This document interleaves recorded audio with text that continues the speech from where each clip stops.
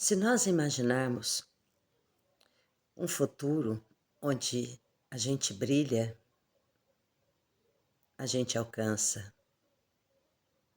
outras pessoas conseguem prosperar e a luz da esperança, ela brilha mais forte. Por que que nós não podemos? Quando nós festejamos que o outro venceu, por que que nós mesmos não podemos pensar, eu posso, eu consigo, eu faço? Deixando de lado que as coisas que sejam naquele momento, daquele jeito, podem demorar, mas com um pouco de soro a gente chega lá.